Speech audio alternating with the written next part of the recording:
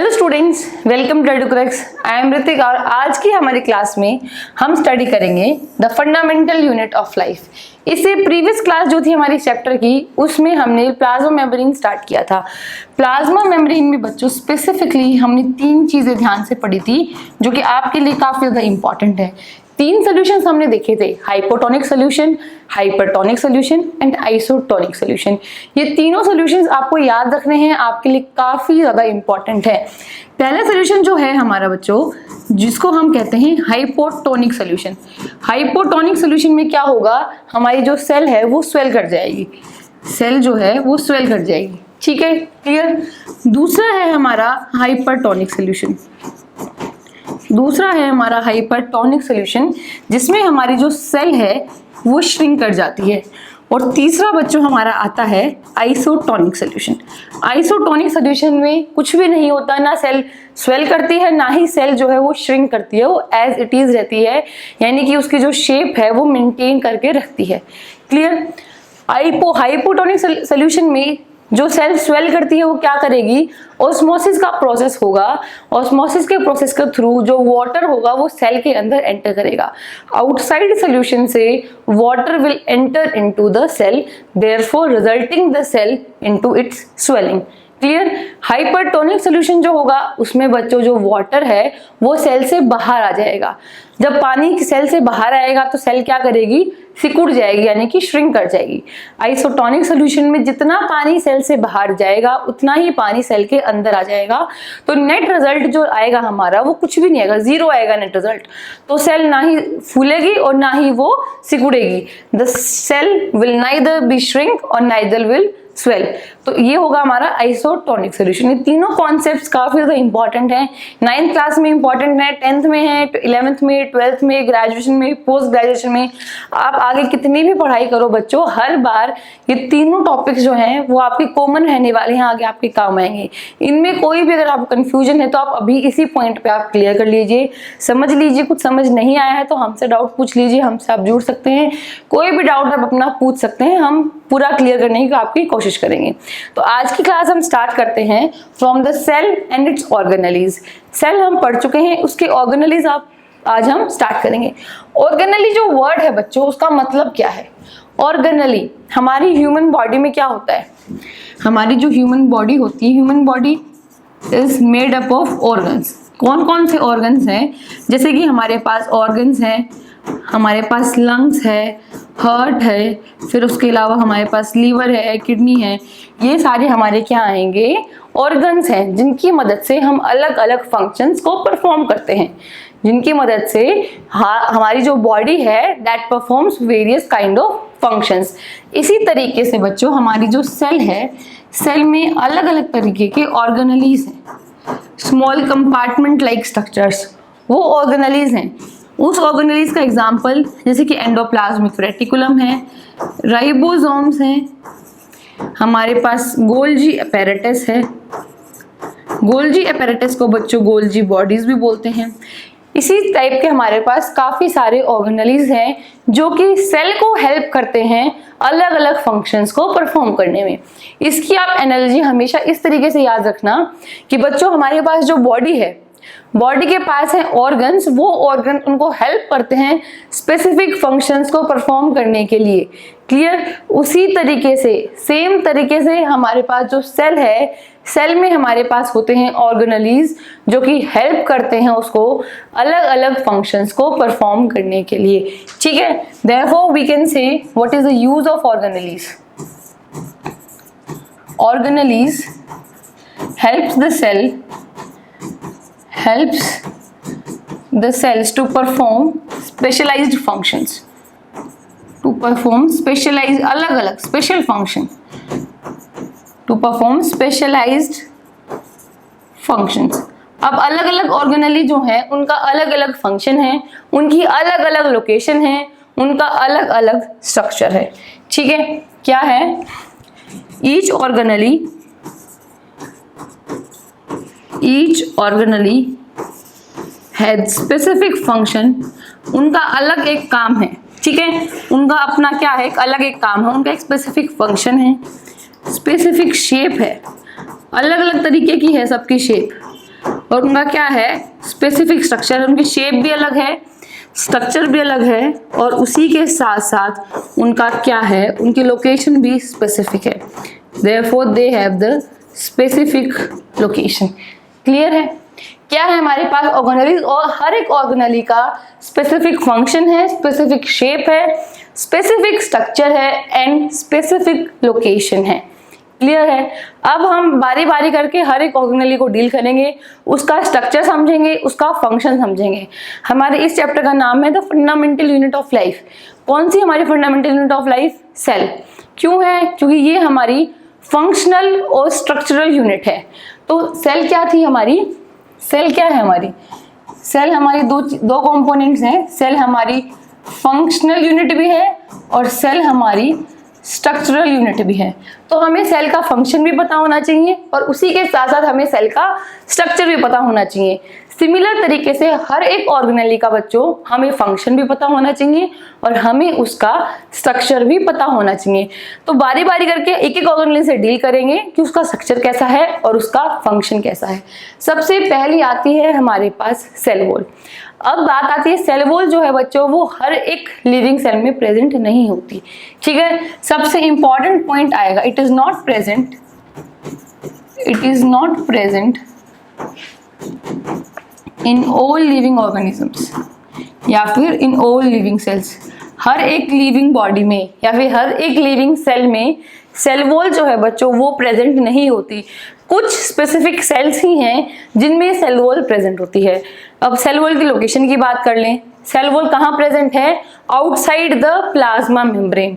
इसकी अगर हम बात करें लोकेशन की, इसकी अगर लोकेशन की बात करें तो कहाँ है? It is present outside the plasma membrane. PM लिखते हैं बच्चों प्लाज्मा मेम्ब्रेन के लिए। प्लाज्मा मेम्ब्रेन को क्या बोलते हैं बच्चों? हम सेल मेम्ब्रेन भी बोलते हैं, सेलेक्टिवली परमिएबल मेम्ब्रेन भी बोलते हैं प्लाज्मा मेम्ब्रेन को। अगर मान लीजिए हमारे पास ये प्लाज्मा मेम्ब्रेन है तो इसके आउटर लेयर जो होगी वो हमारी क्या होगी? ये हमारी सेल वॉल है और ये हमारी प्लाज्मा मेम्ब्रेन है। क्लियर? यहाँ पे इसका लोकेशन है। अब इसके फंक्शन की बात करें तो क्या फंक्शन है सेल वॉल का? प्लाज्मा मेम्ब्रेन का हमारे पास फंक्शन जो था बच्चों उससे रिलेट करके आप समझ सकते हैं। किसी भी ऑर्गेनेली का, किसी भी ऑर्गन का अगर आपको फंक्शन समझना है तो सबसे पहले आप उसका स्ट्रक्चर देखिए। उसके स्ट्रक्चर से आप डिराइव कर सकते हैं कि उसका फंक्शन क्या है। ये चीजें आपको याद नहीं करने से, रट्टा नहीं मारना कि अच्छा मैम ने बता दिया इसका फंक्शन ये, इसका स्ट्रक्चर ऐसे, हमने रट्टा मार लिया एग्जाम दिया है। नहीं, आप किसी भी ऑर्गेनेली का, किसी भी बायोलॉजिकल फंक्शन का अगर आप स्ट्रक्चर देखोगे ना, उसके स्ट्रक्चर से ही आपको डिराइव करना है कि उसका फंक्शन क्या होगा। हमारे पास प्लाज्मा मेम्ब्रेन क्या थी? एक आउटर मेम्ब्रेन है। जैसे कि हमारी जो स्किन है वो हमारी बॉडी की आउटर लेयर है। स्किन हमें क्या करती है? प्रोटेक्ट करती है, बाहर की कोई भी चीज अंदर एंटर नहीं कर सकती। प्रोटेक्ट करेगी इस चीज से, करेगी। तो प्लाज्मा मेम्ब्रेन का भी सेम रोल था। अब प्लाज्मा मेम्ब्रेन के बाहर एक और लेयर है जिसको हमने बोल दिया सेल वॉल। तो सेल वॉल का भी क्या रोल हुआ? सेम रोल हुआ कि कोई भी बाहर से कोई भी आइटम अंदर ना जा पाए उसको प्रोटेक्ट करना, उसकी एंट्री और एग्जिट को रेगुलेट करना किसका काम है? सेल वॉल का काम है। क्लियर है? क्या काम है इसका? सबसे इंपॉर्टेंट काम क्या है? It also regulates entry and exit of substances into and outside the cell. इसके अलावा जो सेल वॉल है बच्चों वो स्पेसिफिकली और मोस्टली हमारी जो हमने कहा था पहला पॉइंट में, it is not present in all living cells. किसमें प्रेजेंट नहीं होती? अब किसमें प्रेजेंट होती है ये भी बात कर ली जाए। ये जो है बच्चों ये हमारी प्रेजेंट होती है, it is present in plant cells. Plant cells जो हैं उनमें ये प्रेजेंट होती है। फंजाई वाली सेल्स जो होंगी उनमें भी प्रेजेंट होगी। हमारे पास क्या है? हमारे पास जो फंगल सेल्स हैं, फंगल सेल्स में भी ये प्रेजेंट होगी। लेकिन ये एब्सेंट किस में होगी? ये हमारे पास यहाँ एब्सेंट होगी बच्चों एनिमल सेल्स में। एनिमल सेल्स में सेल वॉल नहीं होती। अब प्लांट सेल्स में सेल वॉल होगी तो क्या प्रोवाइड करेगी? ये इसको प्रोवाइड करेगी इसकी रिजिडिटी, टर्जिडिटी। क्या है बच्चों इसका फंक्शन? अगर हम इसके फंक्शन की बात करें, what is the function of the cell wall? That it provides turgidity and rigidity to the cell. And rigidity to the cell. यानी कि हमारी कोई भी सेल है उसको क्या प्रोवाइड करना, रिजिडिटी प्रोवाइड करना, टर्जिडिटी प्रोवाइड करना। ये जो दो वर्ड्स मैंने लिख दिए हैं बच्चों, अब इनका मतलब समझते हैं। टर्जिडिटी का मतलब क्या है और रिजिडिटी का मतलब क्या है। हमने देखा था हाइपोटोनिक सोल्यूशन में क्या होता था, हमारे पास अगर मान लीजिए ये हाइपोटोनिक सोल्यूशन बनाया मैंने, ये हमारे पास क्या है, एक सेल थी, ये हमारी प्लाज्मा मेम्ब्रेन है और ये बाहर वाली हमारी सेल वॉल है। क्लियर। इसको मैंने रखा हाइपोटोनिक सोल्यूशन में, इस सेल को मैंने रख दिया बच्चों हाइपोटोनिक सोल्यूशन में।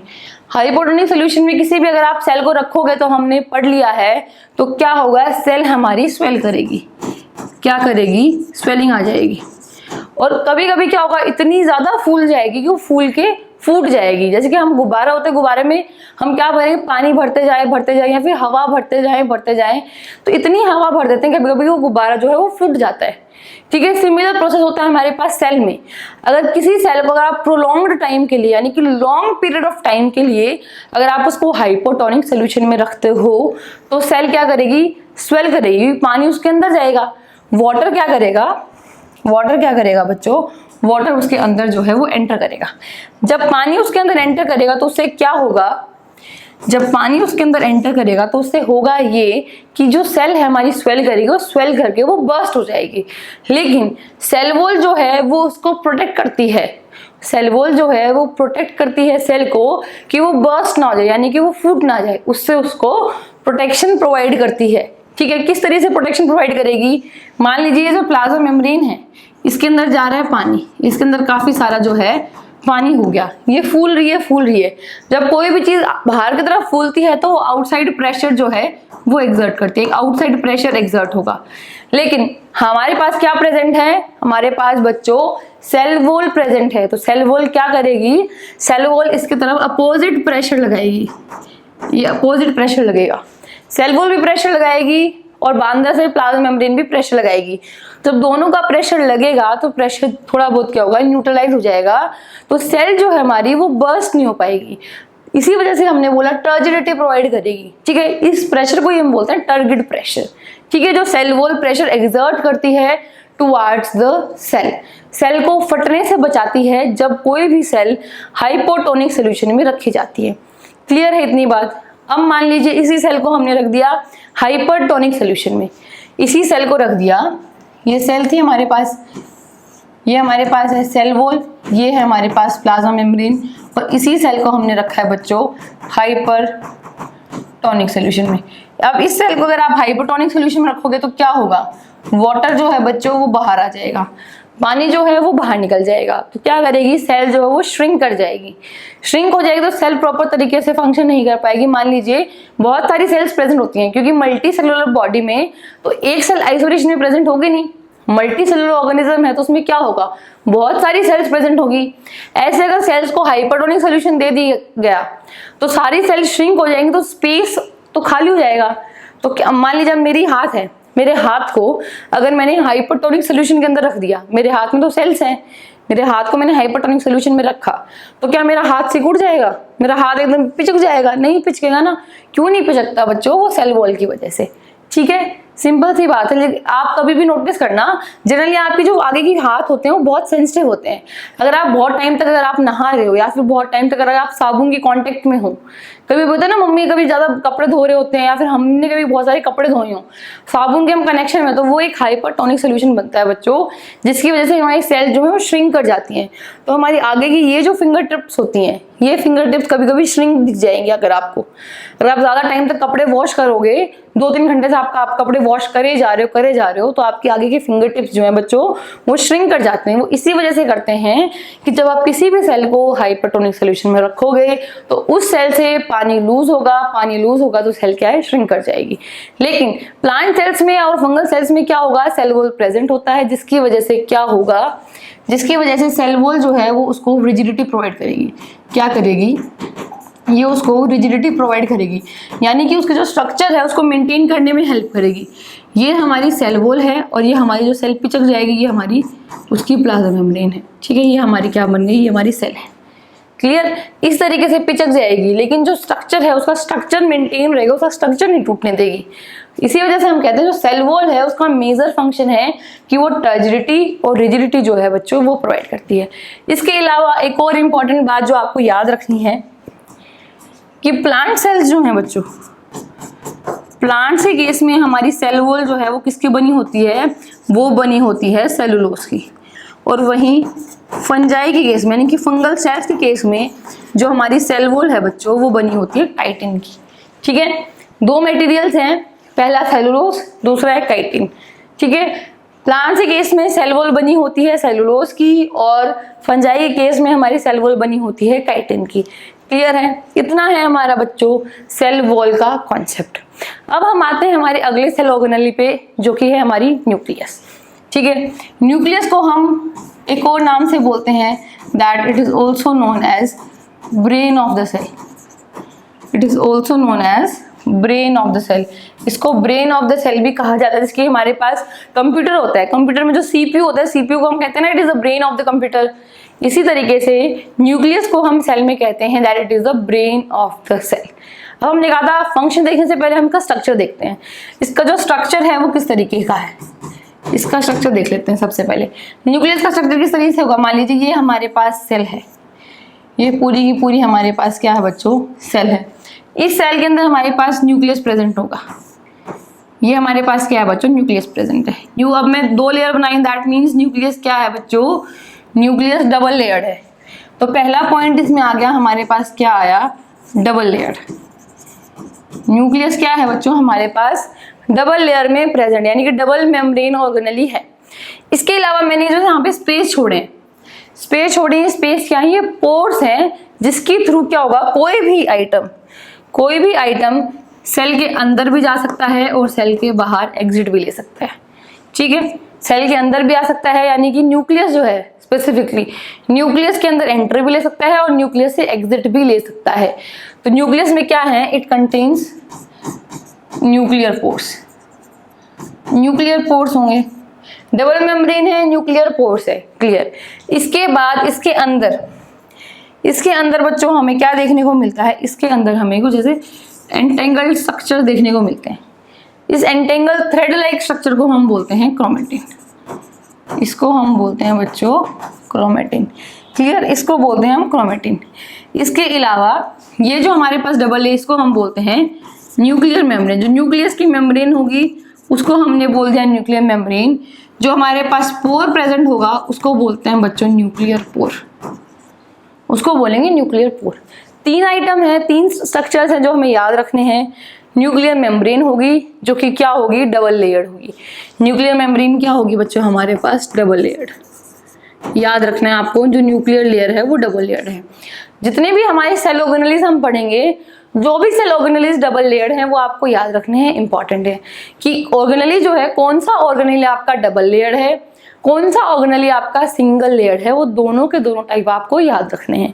ठीक है, उसके बाद याद रखने वाली बात है nuclear pore. Nuclear pore present होते हैं, न्यूक्लियर पोर्स प्रेजेंट होते हैं हमारे पास न्यूक्लियस में, जो कि ये रेगुलेट करते हैं कि कौन सा सब्सटेंस, कौन सा मटेरियल न्यूक्लियस के अंदर आएगा और कौन सा सब्सटेंस, कौन सा मटेरियल न्यूक्लियस से एग्जिट लेगा। उसके बाद न्यूक्लियस का मेन रोल क्या है कि न्यूक्लियस के अंदर थ्रेड लाइक स्ट्रक्चर प्रेजेंट होता है जिसको हम बोलते हैं क्रोमेटिन। ठीक है, जिसको हम बोलते हैं chromatin. This is chromatin is thread like structure, thread like structure. ठीक है, तीन चीजें आपको याद रखनी है, इंपॉर्टेंट है। ये है हमारे पास न्यूक्लियस का स्ट्रक्चर। न्यूक्लियस का फंक्शन की बात करें तो क्रोमेटिन जो है, जो हम बोलते हैं थ्रेड लाइक स्ट्रक्चर, उसका फंक्शन क्या है कि क्रोमेटिन के अंदर क्या होता है, क्रोमेटिन इज नथिंग, हमारे पास तीसरा सब्सटेंस हमारे पास है क्रोमेटिन। ठीक है, अभी अगर हम स्पेसिफिकली क्रोमेटिन की बात करते हैं बच्चों, क्रोमेटिन क्या है, chromatin is nothing but DNA plus proteins. हमारे पास डीएनए और प्रोटीन्स हैं, और डीएनए क्या है बच्चों, DNA is deoxy ribonucleic acid, ribonucleic acid, this is the full form of DNA. DNA is deoxy ribonucleic acid, और डीएनए में क्या है, हमारे सारे के सारे इंफॉर्मेशन स्टोर है। कौन सी चीज किस तरीके से होगी, कौन सी चीज किस तरीके से नहीं होनी चाहिए, क्या हेरिडिटी पैटर्न रहेगा हमारे पास, जिसके हमारी आंखों का रंग क्या होगा, हमारे हेयर कलर कैसे होंगे, हेयर का पैटर्न कैसे होगा, हमारे नेल्स कैसे होंगे, कौन सी चीज किस तरीके से होगी, वो सारी की सारी इंफॉर्मेशन हमारे पास डीएनए में स्टोर है। DNA is made up of 4 nucleotides ATGC, adenine, thymine, guanine and cytosine. अभी के लिए आप उन 4 न्यूक्लियोटाइड्स को याद रखना भूल जाओ। डीएनए की फुल फॉर्म भी याद नहीं हो रही तो वो भी कोई इंपॉर्टेंट बात नहीं है, याद रखना है सिर्फ डीएनए। डीएनए जो है उसके अंदर हमारी सारी की सारी इंफॉर्मेशन जो है वो स्टोर है। तो सारी इंफॉर्मेशन कहाँ से पास होगी? न्यूक्लियस से, क्योंकि न्यूक्लियस में ही क्या है? क्रोमेटिन है। क्रोमेटिन में ही क्या है? हमारे पास डीएनए मौजूद है। डीएनए के पास सारी इंफॉर्मेशन है कि किस तरीके से कौन सा प्रोटीन बनेगा, किस तरीके से कौन सा एंजाइम बनेगा, वो एंजाइम फर्दर चल के कौन सी साइकिल में रोल निभाएगा और उस एंजाइम से क्या फंक्शन जो है वो परफॉर्म होगा, कौन कौन सी एक्टिविटीज इफेक्ट होने वाली है, वो सारी जो इन्फॉर्मेशन है, ये सारी इन्फॉर्मेशन बच्चों हमारे पास डीएनए में स्टोर है। इसीलिए डीएनए ज़्यादा इंपॉर्टेंट है और इसीलिए हम बोलते हैं जो न्यूक्लियस है बच्चों वो ब्रेन ऑफ द सेल है। क्लियर है इतनी बात? उसके बाद एक टर्म आती है क्रोमोसोम। क्रोमेटिन जो है बच्चों, अब आप पूछोगे क्रोमेटिन और क्रोमोसोम जो है उसमें क्या फ़र्क है? क्रोमेटिन लूज फॉर्म है। Chromatin is the loose form of DNA. DNA का लूज फॉर्म क्रोमेटिन कहलाता है और वहीं पे क्रोमोसोम जो है वो आएगा packaged form. Packaged form of chromatin, packaged form of chromatin is known as chromosome. Normal जो सेल्स होंगी, नॉर्मल सेल्स में ये प्रेजेंट होगा। नॉर्मल सेल्स में किस तरह से प्रेजेंट होगा डीएनए? क्रोमेटिन की फॉर्म में हमारा डीएनए प्रेजेंट होगा। यानी कि अगर हमारा न्यूक्लियस है तो उसमें थ्रेड लाइक स्ट्रक्चर्स जो हैं वो प्रेजेंट होगा हमारा क्रोमेटिन। ठीक है, लेकिन वहीं पे जो क्रोमोसोम है बच्चों, वहीं पे जो हमारा क्रोमोसोम है वो किस तरीके से प्रेजेंट होगा? वो क्रोमोसोम प्रेजेंट होगा सिर्फ डिवाइडिंग सेल्स में। हमारे पास जो डिवाइडिंग सेल्स हैं, जो डिवाइडिंग सेल्स हैं उनमें हमारे पास क्रोमोसोम जो है वो प्रेजेंट होता है। क्रोमोसोम का बच्चों स्ट्रक्चर इस तरीके से क्रोमोसोम का स्ट्रक्चर होगा। जो सेंट्रल पार्ट है बच्चों उसको हम बोलते हैं सेंट्रोमियर, उसको हमने बोला सेंट्रोमियर। एंड पार्ट जो होते हैं बच्चों उनको हम बोलते हैं टीलोमियर। ठीक है, उनको हम बोलेंगे टेलोमियर। और हमारे पास जो आर्म्स होते हैं ये इनको बोलते हैं हम आर्म, यानी कि हाथ, आर्म्स। तो अपर आर्म जो होगी बच्चों उसको हम बोलते हैं पी आर्म और जो लोअर आर्म होती है बच्चों उसको हम बोलते हैं क्यू आर्म। क्लियर है? 4 टाइप के हमारे पास क्रोमोसोम्स होंगे, वो 4 टाइप्स हम फर्दर क्लास में पढ़ेंगे। इस स्टेज पे आपके लिए सिर्फ इतना ही इंपॉर्टेंट है कि क्रोमोसोम जो है वो कंडेंस्ड फॉर्म में होता है। थ्रेड लाइक स्ट्रक्चर जो है उसको हम बोलेंगे क्रोमेटिन। क्रोमेटिन तो आपका इस तरीके से थ्रेड लाइक स्ट्रक्चर होगा। ठीक है, क्रोमोसोम कैसा होगा? क्रोमोसोम आपका इस तरीके से आपका स्ट्रक्चर प्रेजेंट। ये हमने बनाया होमोलोगस क्रोमोसोम, यानी कि 2 कॉपीज हैं क्रोमोसोम की, जो नीचे वाला डायग्राम है। सिंगल कॉपी आपको इस तरीके से दिखेगी। बीच में क्या होगा? सेंट्रोमियर होगा। एंड पार्ट्स को हम बोलेंगे टीलोमियर। क्लियर इतनी बात? अपर आर्म को हम बोलेंगे पी आर्म, लोअर आर्म को हम बोलेंगे क्यू आर्म।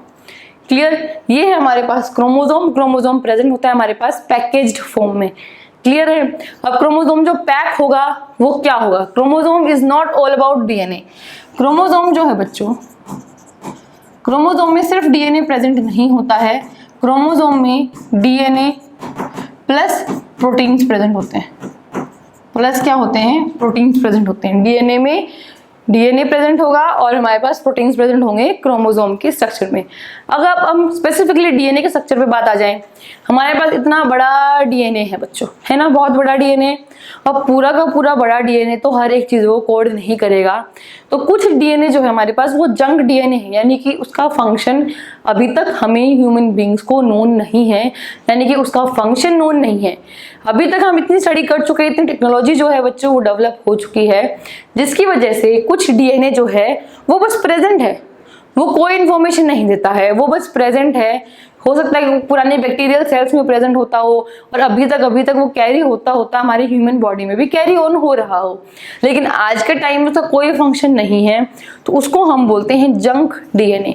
और जो स्पेसिफिक पार्ट डीएनए का जो हमें इंफॉर्मेशन देता है, जो कोई फंक्शन परफॉर्म करता है, उस फंक्शनल पार्ट को बच्चों उस फंक्शनल पार्ट को बच्चों हम कहते हैं gene. Gene is the functional unit of DNA. Gene is the functional unit of DNA. Clear है बात? जीन क्या है? हमारी फंक्शनल यूनिट है, यानी कि अगर हम कंप्लीट डीएनए को देखें और उस कंप्लीट डीएनए के सेगमेंट में कोई ऐसा सेगमेंट हो जो कोई पर्टिकुलर फंक्शन को कोड करता, कोई पर्टिकुलर फंक्शन को परफॉर्म करता हो, उसको हमने बोल दिया जीन। ठीक है, उसको हमने बोला जीन। आपके लेवल पे इतना ही आपको पढ़ना है कि जीन जो है वो हमारा फंक्शनल यूनिट है डीएनए का। इतने बड़े से डीएनए में कोई ऐसा डीएनए का सेगमेंट जो किसी पर्टिकुलर प्रोटीन को, किसी पर्टिकुलर एंजाइम को जो कोड करे बच्चों, उसको हमने कहा है जीन। क्लियर है? उसको हमने कहा है जीन। अभी एक बार बात करते हैं, हम आएंगे प्रोकैरियोट्स और यूकैरियोट्स पे कि प्रोकैरियोट्स क्या हैं और यूकैरियोट्स जो हैं बच्चों वो क्या है। यहाँ पे हमने देखा था कि हमारा जो क्रोमोसोम है उसमें डीएनए और प्रोटीन्स होते हैं। ठीक है, कुछ जो प्रोटीन्स है, प्रोटीन्स किस टाइप के होंगे उस पर डिपेंड करेगा। हमारे पास जो प्रोकैरियोट्स होंगे उसमें जो क्रोमोसोम होगा उसका क्रोमोसोम कैसे होगा? DNA plus non histone proteins, DNA plus non histone protein. और वहीं पे बच्चों हमारे पास जो यूकैरियोट है वहां का जो क्रोमोसोम है वो होगा हमारे पास DNA plus histone proteins. Proteins जो हैं वो हिस्टोन प्रोटीन्स के नेचर के होंगे। क्लियर है? पहला डिफरेंस। उसके बाद बच्चों जो दूसरा डिफरेंस आता है वो आएगा जो प्रोकैरियोट्स में जो न्यूक्लियस है वो वेल डिफाइंड नहीं है। यूकैरियोट्स में बच्चों क्या था? हमने देखा था जो न्यूक्लियस है हमारा वो प्रॉपर तरीके से वेल डिफाइंड न्यूक्लियस हमारे पास प्रोकैरियोट्स में क्या है? वेल डिफाइंड न्यूक्लियस एब्सेंट है। Well defined nucleus absent. और यहाँ पे क्या है बच्चों? हमारे पास वेल डिफाइंड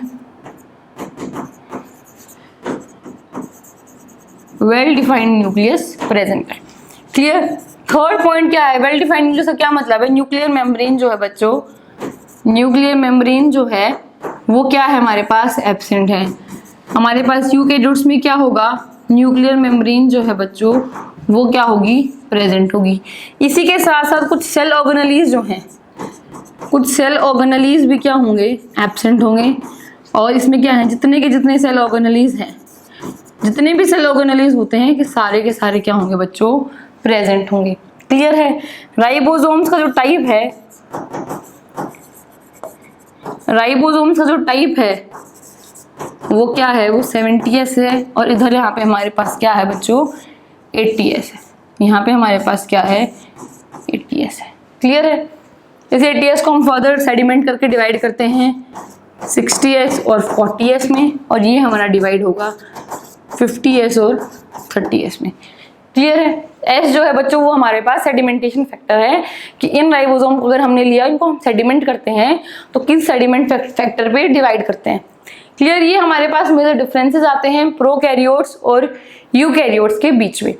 प्रोकैरियोट्स बच्चों वो ऑर्गेनिजम्स हैं, वो लिविंग सेल्स हैं जिन लिविंग सेल्स में जो न्यूक्लियस है हमारे पास वो प्रॉपर तरीके से डिफाइंड नहीं है।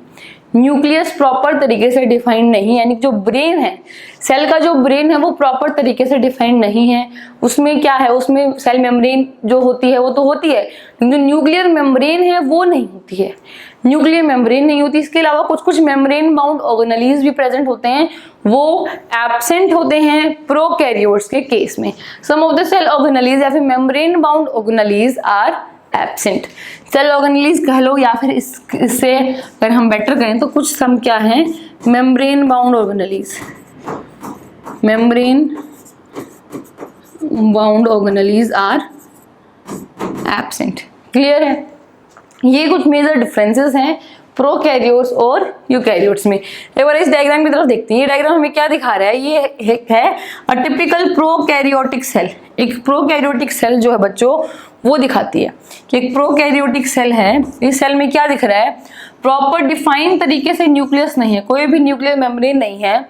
इसी वजह से प्रोकैरियोटिक के न्यूक्लियस को हम न्यूक्लियस ना कह के हम न्यूक्लियोइड कहते हैं।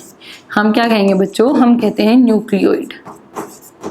ठीक है? बल्कि हम यूकैरियोटिक के केस में हमारा जो यूकैरियोट्स हैं यूकैरियोट्स के केस में हम क्या कहते हैं, हम कहते हैं न्यूक्लियस, हम कहते हैं न्यूक्लियस, और न्यूक्लियोइड कहते हैं प्रोकैरियोटिक के केस में। इसके बाद प्लाज्मा मेम्ब्रेन है, सेल मेम्ब्रेन है, ये जो हेयर लाइक स्ट्रक्चर्स प्रेजेंट हैं इनको बच्चों हम बोलते हैं सीलिया, और ये बड़े वाले, छोटे वाले को हम बोलेंगे सीलिया, और जो बड़े हेयर लाइक स्ट्रक्चर प्रेजेंट होते हैं बच्चों इनको हम बोलते हैं फ्लैजिला, इनको हम बोलेंगे फ्लैजिला। क्लियर है? बड़े वाले जो प्रेजेंट बड़े हेयर लाइक स्ट्रक्चर जो कि इनको मूवमेंट में हेल्प करते हैं, cilia and flagella both help the cells into the movement, बल्कि स्पेसिफिकली सीलिया जो है वो खाने को एब्जॉर्ब करने में भी हेल्प करता है, ये हम पढ़ चुके हैं। एंडोसाइटोसिस मतलब जब हमने पढ़ा था तब हमने देखा था कि एंडोसाइटोसिस किस तरीके से सीलिया जो है वो हेल्प करता है खाने को अंदर लेने में, एंडोसाइटोसिस करने में सीलिया का कितना बड़ा रोल है ये हम पढ़ चुके हैं। ठीक है, फ्लैजिला आपको मूवमेंट में हेल्प करेगा।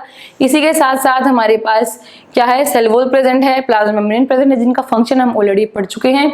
और प्रॉपर वेल डिफाइंड न्यूक्लियस नहीं है, न्यूक्लियस की जगह क्या है बच्चों, न्यूक्लियोइड है, जो कि प्रेजेंट होता है प्रोकैरियोटिक के केस में। यूकैरियोटिक के केस में हम बोलेंगे न्यूक्लियस, क्योंकि इसके पास क्या है, वेल डिफाइंड मेम्ब्रेन है, न्यूक्लियर पोर्स प्रेजेंट हैं, और जो हमारे पास जो क्रोमोसोम है उसमें हिस्टोन प्रोटीन्स हैं, उसमें क्या है, हिस्टोन प्रोटीन्स, और यहाँ पे हमारे पास प्रेजेंट है नॉन हिस्टोन प्रोटीन्स। तो बच्चों ये हमारे पास मेजर डिफरेंसेस हैं प्रोकैरियोट्स और यूकैरियोट्स के बीच में। आई होप आपको जो कॉन्सेप्ट मैंने समझाए हैं सेल वॉल के और न्यूक्लियस के आज, और उसके अंदर भी प्रोकैरियोट और यूकैरियोट का डिफरेंस जो मैंने आपको समझाया है वो आपको समझ आया होगा और अच्छे से आपको चीज़ें क्लियर हुई होंगी। अगर आपको कुछ भी डाउट आता है किसी भी चीज़ में तो आप हमसे जुड़ सकते हैं, आप हमसे कनेक्ट हो सकते हैं, हमसे कोई भी डाउट आपका कुछ भी रिगार्डिंग हो वो आप हमसे पूछ सकते हैं। हमसे पढ़ने के लिए आपका बहुत बहुत धन्यवाद। Thank you so much. Keep learning and keep growing.